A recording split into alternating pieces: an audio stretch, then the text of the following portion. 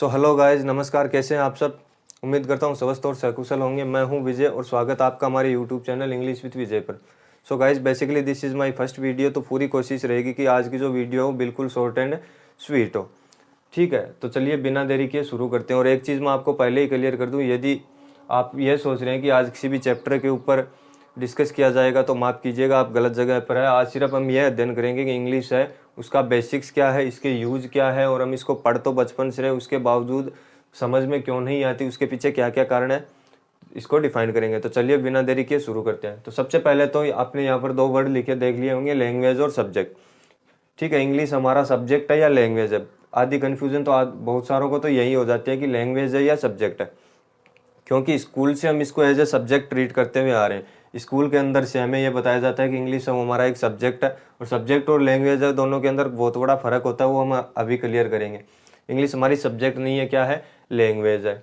ठीक है, सब्जेक्ट हम इसको क्यों पढ़ रहे हैं? क्योंकि स्कूल के अंदर से हमारे अप्लाई हो जाता है एज ए सब्जेक्ट, उसके बाद में कॉलेज में, फिर कॉम्पिटिटिव एग्जाम में।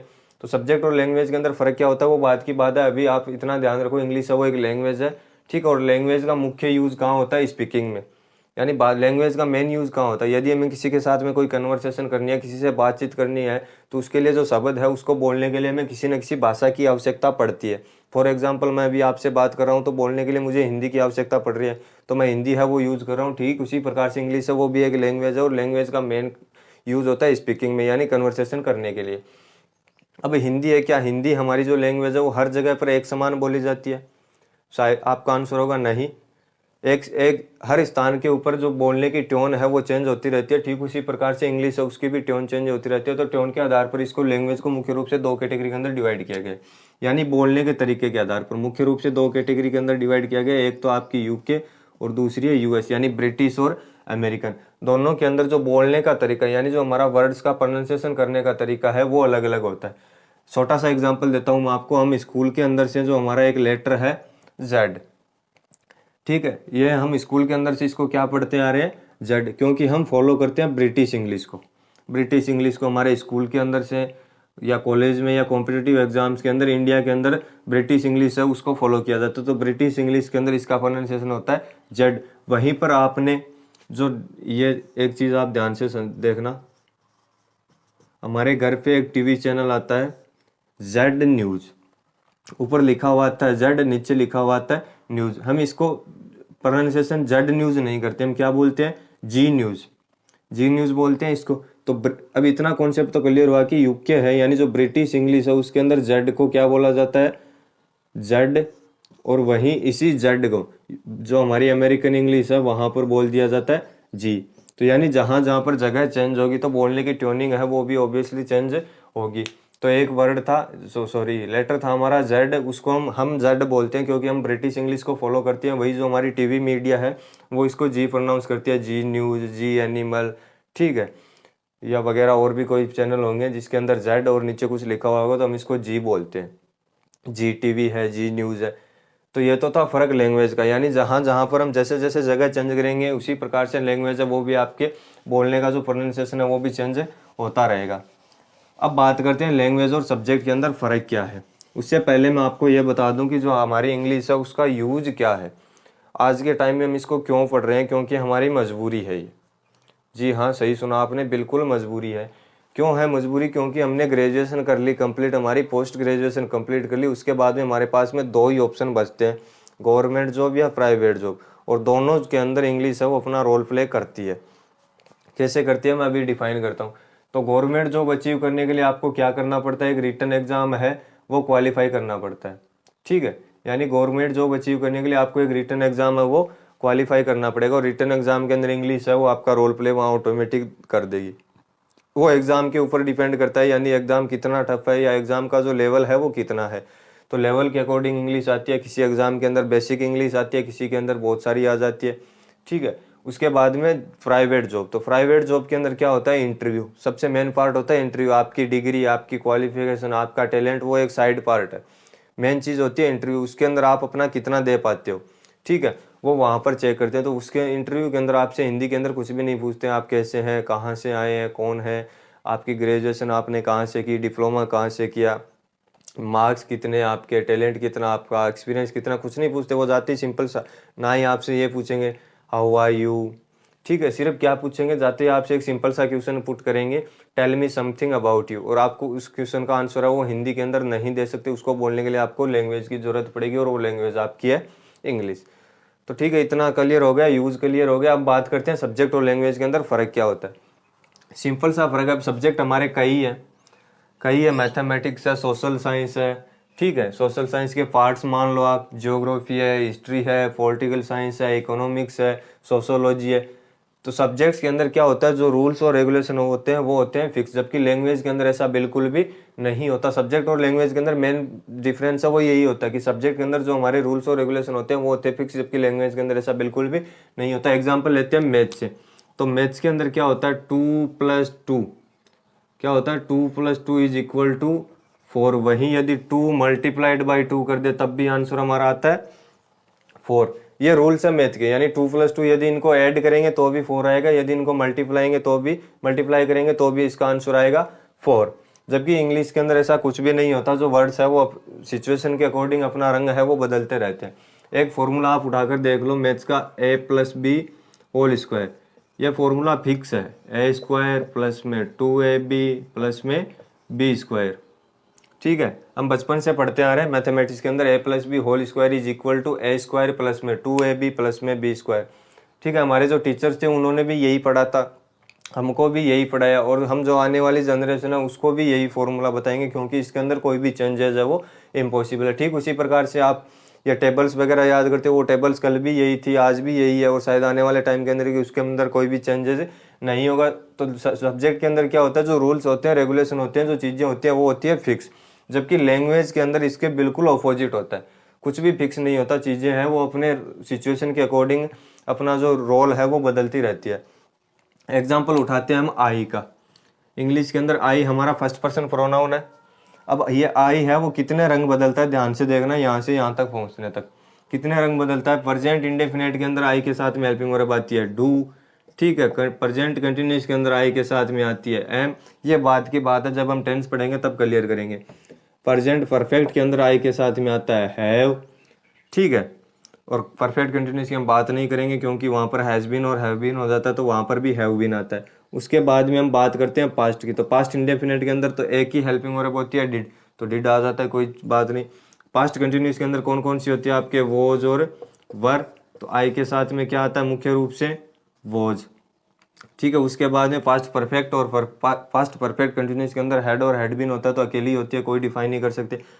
फ्यूचर के अंदर आपकी मुख्य रूप से हेल्पिंग वर्ब होती है विल और शैल, वो अलग बात है, will be, shall be, will have, shall have, ठीक है। मुख्य रूप से हमारी हेल्पिंग वर्ब होती है विल और शैल। तो यहाँ पर आई के साथ में प्रेजेंट इंडेफिनिट के अंदर आ रहा था डू, और डू हम यूज करते हैं प्लुरल्स के लिए, यानी इस अकॉर्डिंग से आई क्या हुआ प्लुरल। कंटिन्यूस के अंदर एम आ रहा है तो इसको एक बार छोड़ देते हैं, क्योंकि एम है वो बनी आई के लिए, तो एम से हम डिफाइन नहीं कर पाते सिंगुलर है या प्लुरल है। वहीं परफेक्ट के अंदर आई के साथ में क्या आ जाता है हैव, और हैव का यूज हम करते हैं प्लुरल्स के लिए, यानी प्रेजेंट के अंदर आई को क्या मान लिया हमने प्लुरल, ठीक है। अब पास्ट के अंदर यहाँ पर वोज और वर है, तो आई के साथ मुख्य रूप से किसका यूज किया जाता है वोज का, तो यानी इस हिसाब से आई क्या हुआ सिंगुलर। तो यहाँ पर प्लुरल मान रहे थे, यहाँ पर आ गया सिंगुलर। और फ्यूचर के अंदर आई और वी के साथ में हम किसका यूज करते हैं सेल का। फ्यूचर के अंदर मुख्य रूप से आई और वी के साथ में किसका यूज करते हैं सेल का। तो सेल से हम सिंगुलर प्लुरल डिफाइन नहीं कर सकते, क्योंकि फर्स्ट पर्सन आई और वी के साथ में किसका यूज किया जाता है सेल का। बाकी जो भी आपके सब्जेक्ट होंगे second person, third person, singular या प्लुरल, कोई फर्क नहीं पड़ता, सबके साथ में आती है विल। तो आई ने दो रंग तो यही बदल लिए, प्रेजेंट के अंदर वो सिंगुलर था, प्रेजेंट के अंदर वो प्लुरल था, और पास्ट के अंदर आते ही आई है वो सिंगुलर में कन्वर्ट हो गया। उसके अलावा बात करते हैं, यहाँ पर आई के साथ में एम आता है, आई के साथ में एम आता है। वहीं यदि हम इसका क्वेश्चन टैग बनाएंगे तो क्या लिखते हैं आरंट, क्वेश्चन टैग बनाते हैं इसमें एम को किस में कन्वर्ट कर देते हैं आरंट में, तो इस हिसाब से भी आई प्लुरल हो गया, यानी आई के साथ में एम भी आता है और आरंट भी आता है, ठीक है। यहाँ पर तो हैव फिक्स है, यहाँ पर डू फिक्स है। अब बात करते हैं पास्ट की। तो पास्ट के अंदर मुख्य रूप से आई के साथ में वो हो जाता है, तो इस वजह से हम इसको सिंगुलर मान लेते हैं। वहीं कई केस ऐसे भी है जहाँ पर आई के साथ में वर का यूज किया जाता है, वो मैं बाद में बताऊंगा, आज बेसिक्स के लिए है। तो इतना तो आपको भी पता होगा, कई सेंटेंस देखे होंगे आपने जहाँ आई के बाद में आपको हेल्पिंग वर्ब लगी मिलती है वर। यानी आई के साथ में वॉज भी आता है, वर भी आता है। वो सिचुएशन पर डिपेंड करता है कि सिंगुलर है या प्लूरल है। तो यहाँ पर हम आई को प्लूरल मान रहे थे, एम आता था, एम के बाद में क्वेश्चन टैग बनाते इसमें आरंट भी कर देते हैं। और यहाँ पर आई के साथ में मुख्य रूप से वॉज आता था, ठीक है। और कई केस ऐसे भी होते हैं जहाँ पर सिचुएशन के अकॉर्डिंग आई के साथ में वर भी आ जाता है। फ्यूचर के अंदर आई के साथ में मुख्य रूप से आता है शैल। आई और वी फर्स्ट पर्सन के लिए आता है, शैल वही निश्चितता दिखाने के लिए। आई के साथ में किसका यूज कर लेते हैं हम, विल का, यानी आई के साथ में विल भी आ जाता है, शैल भी आ जाता है, वोज भी आ जाता है, वर भी आ जाता है, एम भी आ जाता है और आरंट भी आ जाता है। अब ये क्यों समझाया हमने, क्यों पढ़ा इतना, कारण क्या था, यहाँ पर ये जो तीन चीजें मैंने आपको बताई थी वो क्या थी, फिक्स। क्या थी, फिक्स। यहाँ पर मात्र एक अकेला आई, देखो आप कितने रंग बदल रहे हैं, ठीक है, टाइम के अकॉर्डिंग, ठीक है, कंडीशन के अकॉर्डिंग कितने रंग बदल रहे हैं। जैसे सिचुएशन आएगी उसी अकॉर्डिंग, उसी के अनुरूप आई के साथ में जो हेल्पिंग वर्ब्स है वो अप्लाई हो जाती है। एम भी आता है, आर भी आता है, ठीक है, वोज भी आता है, वर भी आता है, विल भी आता है, शैल भी आता है। तो कैसे डिफाइन करोगे आप इसको, हम रूल्स और रेगुलेशन के अंदर नहीं बांध सकते ना, क्योंकि लैंग्वेज और सब्जेक्ट और लैंग्वेज के अंदर फर्क क्या होता है वो हमने यहाँ पर सीखा। तो बेहतर होगा आज के बाद आप इंग्लिश को एज ए लैंग्वेज ट्रीट करें, एज ए सब्जेक्ट ना देखें, क्योंकि लैंग्वेज और सब्जेक्ट के अंदर बहुत बड़ा फर्क होता है। और फर्क क्या होता है, लैंग्वेज के अंदर जो रूल्स एंड रेगुलेशन है वो फिक्स नहीं होते, चाहे वो आपके सब्जेक्ट हो, वर्ब हो, ठीक है, एडजेक्टिव हो, प्रोनाउन हो, कंडीशन के अनुसार कई अपने रंग बदलते हैं, कई केस बदलते हैं, कई फॉर्म बदलते रहते हैं, जबकि सब्जेक्ट के अंदर ऐसा बिल्कुल भी नहीं होता। यूज हमने देख लिया गवर्नमेंट और प्राइवेट दोनों जॉब्स के अंदर इसका। अब उसके आगे बात करते हैं लैंग्वेज की। तो लैंग्वेज है उसका मेन यूज हमने देखा है कहाँ किया जाता है, बोलने में, यानी जो भाषा है वो मुख्य रूप से कहाँ काम आती है, बोलने में। और बोलने के लिए हमें क्या चाहिए, साउंड, यानी बोलने के लिए हमें क्या चाहिए, साउंड। साउंड को हम लिख नहीं सकते, बोलने के लिए हम साउंड का यूज कर सकते हैं, साउंड को हम लिख नहीं सकते। तो लिखने के लिए साउंड से हमें किसी चीज का निर्माण करना पड़ा, ठीक है। साउंड को हम बोल सकते हैं, प्रोनाउंसिएशन कर सकते हैं, लिख नहीं सकते। तो लिखने के लिए साउंड से हमें किसी का निर्माण करना पड़ा, और वो हमारे हैं लेटर्स। क्या है, लेटर्स। उसका निर्माण कैसे हुआ वो अभी हम क्लियर करेंगे। इतना कॉन्सेप्ट क्लियर हुआ, इंग्लिश लैंग्वेज है और लैंग्वेज का मेन यूज होता है स्पीकिंग में। और स्पीकिंग के लिए हमें क्या चाहिए, साउंड। साउंड से सिंबल बनाएंगे, और सिंबल को हम लिख नहीं सकते, तो सिंबल से फिर हमें बनाने पड़े लेटर। और वो लेटर है वो साउंड के अकॉर्डिंग ही टू कैटेगरी के अंदर डिफाइन हुए। यानी जो हमारा साउंड है वो होता है दो टाइप का, मुख्य रूप से। बेसिक्स के लिए हूं मैं अभी, तो इतना डीपली नहीं जाऊंगा। मुख्य रूप से हमारा साउंड होता है दो टाइप्स का। एक होता है हमारा वोकल साउंड, कौन सा, वोकल साउंड, और दूसरे को हम बोल सकते हैं अदर। ठीक है, डीपली नहीं जाऊंगा मैं, इतना सिर्फ कॉन्सेप्ट समझा रहा हूँ। तो साउंड मुख्य रूप से हमारा दो टाइप का होता है, वोकल साउंड और अदर साउंड। वोकल साउंड किसको बोलते हैं हम, जिसका प्रोनाउंसिएशन करने के लिए हमें वोकल कोड की यूज लेनी पड़े, ठीक है। जिसका प्रोनाउंसिएशन हम वोकल कोड की यूज से करते हैं उसको वोकल साउंड बोल दे सकते हैं, बोलते हैं। और जिस साउंड का प्रोनाउंसिएशन करने के लिए हमें वोकल कोड के अलावा अदर बॉडी पार्ट्स की जरूरत पड़ती है, यानी अदर बॉडी पार्ट्स की, जैसे आपके टीथ है, ठीक है, टंग है, लिप्स है, थ्रोट है, और भी कई सारे। तो वोकल कोड और अदर बॉडी पार्ट्स। तो साउंड है वो डिफाइन कैसे हुआ, साउंड दो प्रकार का होता है, वोकल साउंड और अदर। वोकल साउंड वो होता है जिसका यूज है, जिसका प्रोनाउंसिएशन करने के लिए हमें वोकल कोड की यूज लेनी पड़ती है। वोकल कोड हमारा क्या होता है, जो हमारा ये जो मेन पॉइंट होता है ना, जो हमारा थ्रोट है यानी जो गला है, गले का जो बीच का हिस्सा होता है, जो मेन पॉइंट होता है, बोलते समय वाइब्रेट करता रहता है, उसको हम बोलते हैं वोकल कोड। और इस वोकल कोड की यूज से जिस साउंड का हम प्रोनाउंसिएशन करेंगे उसको हम बोल देंगे वोकल साउंड। और वोकल साउंड को रिटर्न के अंदर हम बोलते हैं वोवल्स। क्या बोलते हैं, वोवल्स। यानी वोकल साउंड को लिखने के लिए जिस लेटर्स का हम यूज करते हैं उसको हम बोल देते हैं वोवल्स। और वोवल्स आपके होते हैं 5, A, E, I, O, U। और इनको वोवल इस वजह से बोला जाता है क्योंकि इनका प्रोनाउंसिएशन करने के लिए हमें वोकल कोड की यूज लेनी पड़ती है। और वोकल कोड की यूज से जिस साउंड का हम प्रोनाउंसिएशन करते हैं उसको वोकल साउंड बोल देते हैं।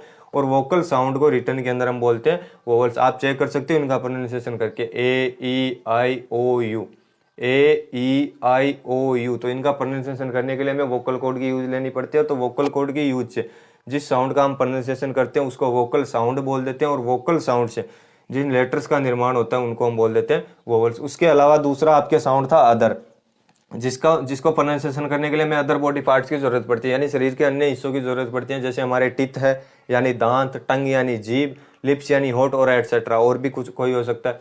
अब बाकी के जो साउंड है उसको हम बोल के कोशिश करो, बी लिप्स, बी लिप्स, सी टंग और टिथ, सी टंग और टिथ, डी या टंग और ऊपर का जो बॉडी पार्ट्स है वो। तो उसके लिए हमें क्या करनी पड़ती है, जो अदर साउंड है उसका प्रोनाउंसिएशन करने के लिए अदर बॉडी पार्ट की जरूरत पड़ती है, और इस वजह से इसको हम बोलते हैं कॉन्सोनेंट। इस वजह से इनको डाला गया है कॉन्सोनेंट की कैटेगरी में। और कॉन्सोनेंट आपके होते हैं 21 और वोवल्स होते हैं 5।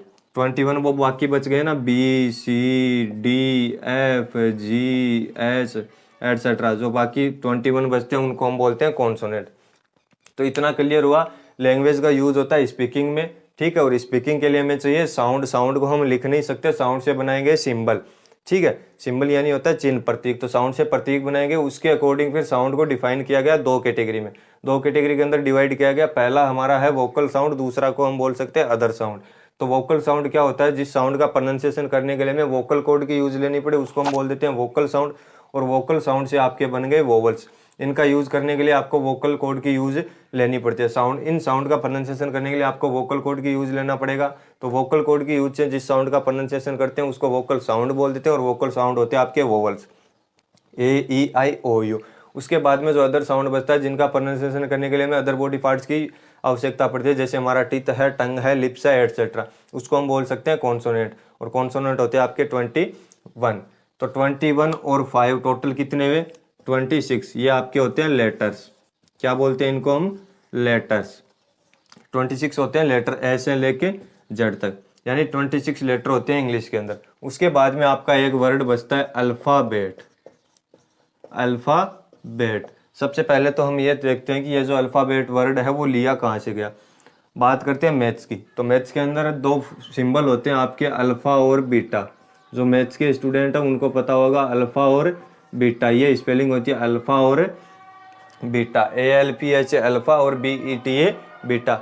इन दोनों को मिला के, यानी जैसे हम हिंदी के अंदर संधि विच्छेद करते हैं, ठीक उसी प्रकार से इन दोनों को मिला के वर्ड लिया गया अल्फाबेट। अब संधि विच्छेद करते समय हम क्या करते हैं, या तो किसी की मात्रा है वो ऊपर नीचे करते हैं, कम ज्यादा करते हैं, या 2 वर्णों को मिला के एक वर्ण वगैरह बनाते हैं। हिंदी नहीं आती अच्छे से तो आप ज्यादा बेहतर समझते होंगे। तो ठीक उसी प्रकार से इसको मिलाने के लिए क्या किया, ये जो लास्ट का ए है ना उसको हटा दिया और इन दोनों को कंबाइन कर दिया, तो वर्ड बन गया अल्फाबेट। और अल्फाबेट को हिंदी के अंदर हम बोलते हैं वर्णमाला। अब यदि मैं आपसे एक क्वेश्चन पूछूं कि इंग्लिश के अंदर अल्फाबेट कितने होते हैं, इंग्लिश के अंदर अल्फाबेट कितने होते हैं, तो हम स्कूल के अंदर से पढ़ते आ रहे हैं कि there are 26 alphabets in English, ठीक है, यानी अंग्रेजी के अंदर 26 अल्फाबेट होते हैं। तो फिर लेटर्स कितने होते हैं, हमने यहाँ पर अभी क्लियर किया कि इंग्लिश के अंदर जो लेटर्स होते हैं वो होते हैं 26। तो अल्फाबेट भी 26 होते हैं, लेटर्स भी 26 होते हैं। क्या लेटर और अल्फाबेट एक ही होता है? क्या लेटर्स और अल्फाबेट है वो एक ही होता है? तो शायद आपका उत्तर होगा नहीं, यानी लेटर और अल्फाबेट है वो एक तो नहीं हो सकते। लेटर अलग होता है, अल्फाबेट अलग होता है। तो फिर लेटर 26 होते हैं तो अल्फाबेट कितने होते हैं? तो ध्यान से समझना, इंग्लिश के अंदर मात्र एक अल्फाबेट होती है। There is only 1 alphabet in English, यानी इंग्लिश के अंदर सिर्फ एक अल्फाबेट होती है, जबकि लेटर्स होते हैं 26। अब एक क्यों होती है, अल्फाबेट बोलते किसको वो हम अभी समझेंगे। हिंदी से समझ सकते हो आप, वर्णमाला यानी वर्णों की माला। हिंदी के अंदर भी आपकी एक वर्णमाला होती है, ए आ ई एटसेट्रा आगे, ठीक है, ए आ ई। तो इसको हम हिंदी के वर्णमाला बोलते हैं। ठीक उसी प्रकार से A B C D E F ऐसे करते करते एक्स वाई और जेड तक, ठीक है, इसको हम बोलते हैं इंग्लिश की अल्फाबेट। अल्फाबेट एक होती है, हिंदी की हमारी जो वर्णमाला है ए आ वो होती है, और इंग्लिश के अंदर ABCD होती है हमारी, जो उसको हम बोल देते हैं अल्फाबेट, यानी वर्णमाला, वर्णों की माला, वर्णों की माला। अब माला किसको बोलते हैं, हम सारे समझते हैं इस चीज को। माला किसको बोलते हैं? माला, अब जैसे आप नोट मान लो, तो एक नोट से नोटों की माला नहीं बन सकती। ठीक उसी प्रकार से एक अकेले ए से वर्णमाला नहीं बन सकती हिंदी की, और अकेले ए से इंग्लिश की अल्फाबेट नहीं बन सकती। मोतियों की माला, तो एक मोती से माला नहीं बन सकती, ना 2 मोती से, ना ही 3 मोती से। वहीं यदि मैं इन 26 लेटर्स को यानी 26 मोती को यदि मैं एक धागे के अंदर पिरो दूं तो शायद मोतियों की माला बन सकती है। फूल होते हैं, फूलों की माला बनती है, तो एक फूल से माला नहीं बन सकती, ना ही 2 फूल से, ना ही 3 फूल से। तो हम क्या करते हैं, यदि हम 26 फूलों को एक कतार के अंदर एक धागे के अंदर रख दें, उसको पिरो दें, तो शायद वो एक फूलों की माला बन सकती है। ठीक उसी प्रकार से इंग्लिश के अंदर क्या होता है कि ना तो ए अकेला अल्फाबेट है, ना बी अल्फाबेट है, ना सी अल्फाबेट है। यदि अकेले हैं तो इनको हम बोलते हैं लेटर। ए अकेला एक लेटर है, बी अकेला एक लेटर है, सी अकेला एक लेटर है। परंतु इसका जो ग्रुप है, यानी इसका जो ग्रुप है ए से लेके जेड तक, उसको हम बोलते हैं अल्फाबेट। और अल्फाबेट को हिंदी के अंदर बोलते हैं वर्णमाला। यानी ना तो एक ए अकेला है वो इंग्लिश की अल्फाबेट बना सकता है, ना ही बी अकेला अल्फाबेट बना सकता है। अल्फाबेट बोलते हैं 26 के ग्रुप को, यानी ए से लेके जेड तक जो पूरा हमारा ग्रुप होता है उसको हम बोलते हैं अल्फाबेट। तो आई रिपीट, इंग्लिश के अंदर अल्फाबेट है वो होती है एक, और जो लेटर्स होते हैं वो होते हैं 26। ठीक है, इतना कॉन्सेप्ट क्लियर हुआ। तो हम फटाफट रिवीजन करते हैं, आज हमने क्या पढ़ा। सबसे पहले हमने देखा कि इंग्लिश है वो एक लैंग्वेज है, तो बेहतर होगा आप इसको एक लैंग्वेज के रूप से देखें, सब्जेक्ट के रूप से ना देखें। और लैंग्वेज और सब्जेक्ट के अंदर फ़र्क क्या होता है वो हमने मैथ्स का और इंग्लिश का अलग अलग एग्जाम्पल लेके समझ लिया। उसके बाद में हमने पढ़ा इंग्लिश का यूज़। तो यूज़ मैंने आपको 2 एग्जाम्पल दिए थे, गवर्नमेंट और प्राइवेट जॉब, दोनों के अंदर इंग्लिश का रोल प्ले है वो बढ़ता रहता है। और एक हमने देखा प्रोनाउंसिएशन के अकॉर्डिंग, तो यूके और यूएस, यानी 2 पार्ट्स के अंदर हम डिवाइड करते हैं मुख्य रूप से। तो एग्जाम्पल दिया मैंने जेड का, हम बोलते हैं जेड, और जो ब्रिटिश इंग्लिश को फॉलो करते हैं हम इस वजह से इसका जेड प्रोनाउंसिएशन करते हैं। वहीं जो यूएस इंग्लिश को, यानी जो अमेरिकन इंग्लिश को फॉलो करते हैं वो इसका प्रोनाउंसिएशन करते हैं जी। उसके बाद में हमने देखा लैंग्वेज का मेन यूज होता है स्पीकिंग में। स्पीकिंग के लिए हमें चाहिए साउंड को हम लिख नहीं सकते, तो लिखने के लिए साउंड से सिंबल बनाने पड़े, और सिंबल से हमें बनाए लेटर्स है वो साउंड के अकॉर्डिंग ही टू टाइप्स में डिवाइड हुए हैं। पहला साउंड होता है हमारा वोकल साउंड, दूसरा होता है अदर साउंड। तो वोकल साउंड वो होता है जिसका प्रोनाउंसिएशन करने के लिए हमें वोकल कॉर्ड की यूज लेनी पड़ती है। तो वोकल कॉर्ड की यूज से जिस साउंड का हम प्रोनाउंसिएशन करते हैं उसको वोकल साउंड बोल दिया जाता है। और वोकल साउंड से हमारे बने वोवल्स, और वोवल्स होते हैं आपके 5 ए ई आई ओ यू। बाकी जो 21 लेटर्स बचते हैं उसको हम बोलते हैं कॉन्सोनेंट, क्योंकि उसका प्रोनाउंसिएशन करने के लिए हमें अदर बॉडी पार्ट्स की आवश्यकता पड़ती है, जैसे टीथ है, टंग है। उसके बाद में हमने 21 कॉन्सोनेंट कर लिए, 5 वोवल्स कर लिए, टोटल हो गए 26, जिनको हम बोलते हैं लेटर्स। ठीक है, और लेटर्स है वो होते हैं आपके 26। उसके बाद में हमारा एक वर्ड बचा अल्फाबेट। अल्फाबेट वर्ड है वो मैथमेटिक्स से लिया गया। अल्फा और बीटा दोनों को मिला के हमने बोला अल्फाबेट, और अल्फाबेट को हिंदी के अंदर बोलते हैं वर्णमाला। हिंदी की वर्णमाला होती है ए आ ई। ठीक उसी प्रकार से इंग्लिश के अंदर अल्फाबेट एक ही होता है, जब ए से लेके जेड तक पूरी जो लेटर्स है हमारा उसको क्रम वाइज लिखा जाए तो उसको हम बोलते हैं अल्फाबेट। अल्फाबेट का हिंदी अर्थ होता है वर्णमाला। तो ए अकेला अल्फाबेट नहीं है, ना ही बी अकेला अल्फाबेट है, ना ही सी, यानी इसके ग्रुप को हम बोल देते हैं अल्फाबेट। तो आज हम पहुंचे लेटर्स तक, और अल्फाबेट हमने समझ लिया। अब नेक्स्ट वीडियो के अंदर डिसाइड करेंगे लेटर से वर्ड कैसे बनते हैं, वर्ड किसको बोलते हैं, वर्ड से सेंटेंस कैसे बनते हैं, सेंटेंस को मुख्य रूप से कितने पार्ट्स के अंदर डिवाइड किया जाता है, सब्जेक्ट क्या होता है, प्रेडिकेट क्या होता है, और सेंटेंस कितने प्रकार के होते हैं, 5 प्रकार के सेंटेंस होते हैं, वो पढ़ेंगे। उसके बाद में यदि हमें सेंटेंस के अंदर कुछ एक्स्ट्रा इन्फॉर्मेशन ऐड करनी पड़ती है तो उसके लिए हमें फ्रेज या क्लोज की मदद लेनी पड़ती है। फ्रेज क्या होती है, क्लोज क्या होती है, दोनों के अंदर फर्क क्या होता है, सेंस देते हैं, कंप्लीट सेंस नहीं देते, वो बात की बात है, हम नेक्स्ट वीडियो के अंदर पढ़ेंगे। तो आई होप इतना कॉन्सेप्ट आपको क्लियर हुआ होगा। धन्यवाद।